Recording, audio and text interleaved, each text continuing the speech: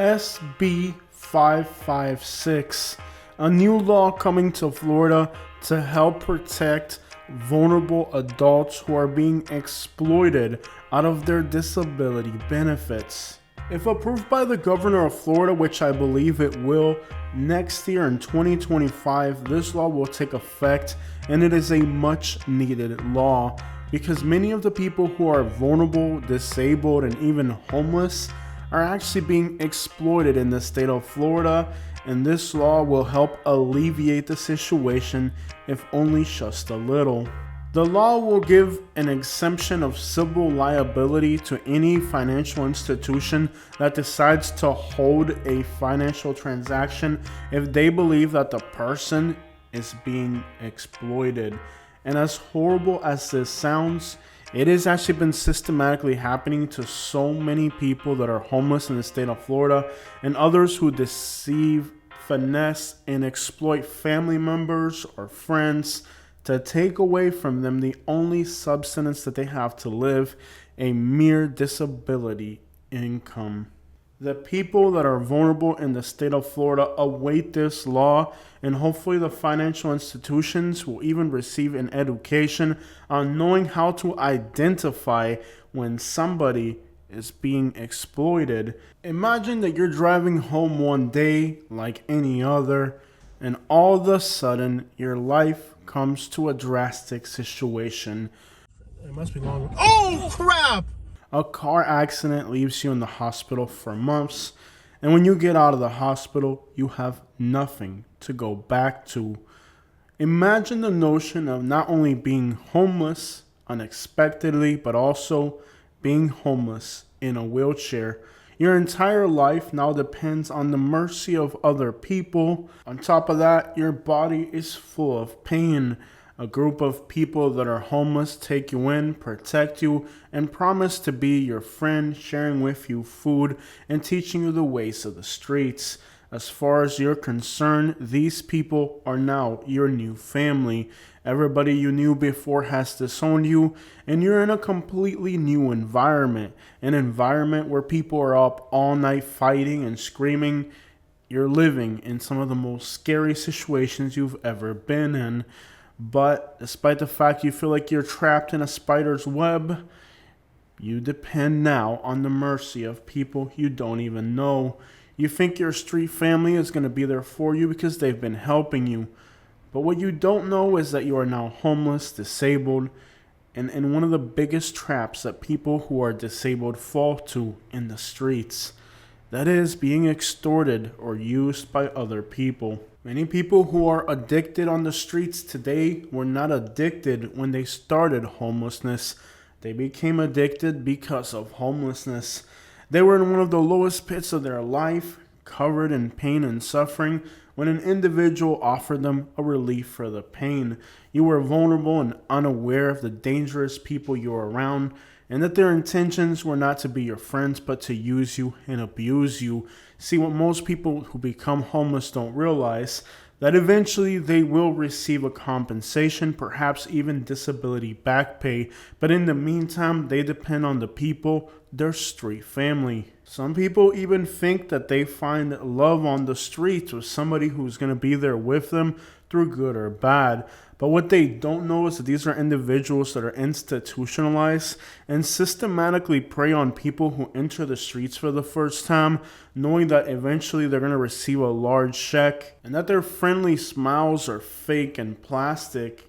You're out there vulnerable, weak by yourself, and inexperienced in the streets, and somebody takes you in and promises you the world. They're going to help you, protect you. But what you don't know is that that individual has systematically been doing the same thing to other people who enter homelessness for years now. It's an individual who preys on those who are vulnerable and entering the streets for the first time. These individuals are going to treat you right and make you feel like you're part of a street family.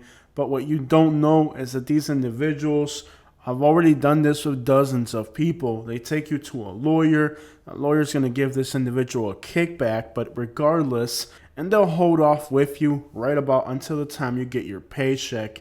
Then one of two things happens. You get your disability payback and you disappear from this place forever, or you stay behind with the people that you thought were your street family, who are now looking at you a little bit hungry because they've been helping you and taking care of you for so long, and now you are a cash cow walking around with $800 to $1,200 a month. Now you're the bank for these individuals. These individuals are, now that you're receiving a disability payment, going to be very glad to have you around as well, because every first of the month, you're their cash cow. See, throughout the month, they pretend like they protect you and take care of you from all the dangers that are out there. But in reality, the only danger out there is the people who are supposed to be protecting you themselves. These individuals then go ahead to take your card from you and use your disability money for their personal addiction. Unavoidably, most people who are homeless and get a disability are being extorted on the streets, milking them every single month for their entire check. By the 4th or the 5th of the month, there's already nothing left in your account, and now you are once again vulnerable on the streets, having to be protected by the same people who are extorting you and getting indebted to the same people that next month are going to take your entire check once again. See, these individuals know if they can feed you just enough to keep you hooked, you'll never think for yourself long enough to get out of this situation, and now you become nothing more than a paycheck for 5 other people who are sitting there and leeching off of your disability. And this is what unfortunately happens to many people who end up homeless and disabled. They end up getting extorted by other homeless people, and they're so vulnerable that many times they don't even have an option. They know that if they can keep this person dazed enough just so they can't think for themselves, then that individual is sitting there every month guaranteeing their addiction. Many times law enforcement doesn't want to bother these individuals who are disabled, and anyone who can attach themselves to these individuals can just about guarantee that law enforcement won't bother them. The other scenario is that eventually those individuals find out that the disability claim is denied, and then they cast out the person not even aware of why they're being disowned by their so-called street family. It really is a system of use and abuse, and many people who are disabled on the streets are doing nothing more than being extorted every single month. States like Florida have recently passed laws to help alleviate this problem. And I hope that 15-day barrier is enough for law enforcement to get involved and start arresting some of these individuals who are preying on the only help that disabled people have when they have nothing else to rely on. I believe that in the state of Florida, regarding people who are homeless and receiving a disability benefit, as much as 60% of them are being extorted. Those who are not being extorted are the ones who have enough of their physical health so where they don't depend on other people. But if somebody is in a wheelchair or in another very compromised health condition, those individuals are usually 80 to 90% likely to being extorted systematically every single month. And let's not forget that these individuals usually have access to health care, and the people on the streets are usually going to be steering them on what to tell doctors so that they can obtain medications that, of course, are taken away from the individuals and used for their own recreational purposes. In other words, this is a complete 360 of exploiting people who have almost nothing to live on. Many times these individuals are also being physically abused. It's very unlikely that they will press charges on the individuals who are exploiting them. Thus, the only hope that they have is for law enforcement to get involved and arrest individuals who are exploiting them, as well as for the state of Florida to find better options for people who are homeless and living in a disability state. To be honest, it really isn't correct that somebody's in a wheelchair, completely disabled, and yes, they obtain enough money for their subsistence, but they don't make enough money for housing. It really is imperative that the state of Florida not only implements this law, but also continues to provide resources for people who are homeless so they don't have to end up on the streets.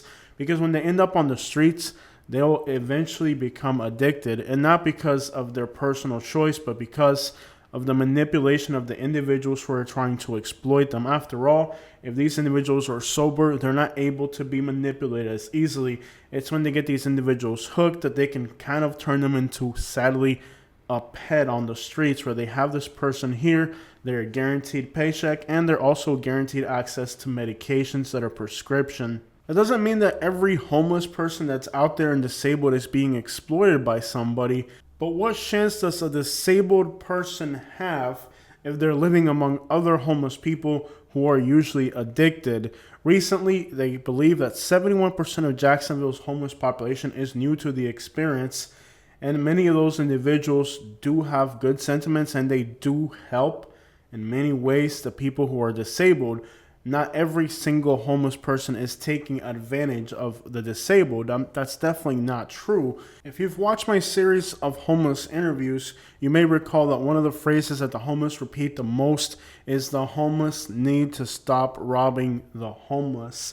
And this is a very prevalent situation. However, many of the homeless people who feel that way are vulnerable themselves and are not able to go up against these young gangs of kids. Here in the Sarasota, Bradenton area, there's a group of people who specifically target elderly, infirm, and other very vulnerable individuals to take everything they have. Their blankets, anything they can take, they take it by force. And what are these vulnerable individuals who don't even have a cell phone supposed to do? Hopefully this new law will help put a buffer between these predatory individuals on the streets and the most vulnerable people in our society, the disabled elderly, who are currently being exploited left and right at an astronomical rate. And it's been a complete disaster on the streets of Florida due to the many issues of how even somebody's disability benefits or their access to prescription medications are being exploited by other individuals. They're able to have a lot of people simply systematically have that money drained from them by local dealers. This has been a problem in the United States now in government housing, and there is government housing in the state of Florida. Especially since the homeless crackdowns have started, much of the consumption has moved back into public housing, and driving through a public housing complex, even in the daytime, the only thing you can smell is consumption. So we're starting to see that once again, public housing itself isn't even a good solution for individuals who are disabled, since even they're being victimized. It's understandable that some of these individuals who are elderly, living on a limited income and have health ailments are emotionally susceptible to depression, but well, that is the sad reality of the society that we live in, that there's actually something to be taken from someone who almost has nothing. This situation is very prevalent in the state of Florida, particularly among the homeless population, and I hope that this law helps to alleviate at least some of these people's problems. For some reason or another, people really do think that it's okay to depend on an elderly person's disability check to pay their own bills. Many people feel because they're housing elderly parents or grandparents and they're living underneath their roof that they also have access to take away their funds to pay their cell phone bill or car insurance or other bills, since after all, they're living under your roof. But that money is given by the state just for that individual. And many people forget that that money is solely for that individual. It isn't for the kids to pay the rent. It isn't for the insurance or the cell phone bills for the whole family. And while it may seem tempting because they're living under your roof or they're getting free housing from you or other things from you, or you're taking them to the doctor's office, that now you get access to their disability money for yourself, that isn't the purpose. And nobody likes to feel worthless. Nobody likes to feel like they're not contributing. And in fact, that is a vulnerability of these individuals, that they're generous with their disability money because they don't want to feel like they're not contributing to the household or to their street family or to whatever scenario they're in. These individuals feel like they don't want to be always asking and taking. There's pride left in individuals, and I think endemically this is a problem that we as a society have to look better into, and how we can bring dignity back to people who are in this situation, because many times they feel like they have to give to others. They still have pride. Nobody likes to be a burden to society, so it's only natural that individuals who are in this situation may want to use their disability money to try to help back the people that are helping them, or to try to give back a little bit to the street family that's looking out for them. And while that's justifiable and understandable, we have to remember that this money is solely for that person's care. But again, you're dealing with individuals who have pride.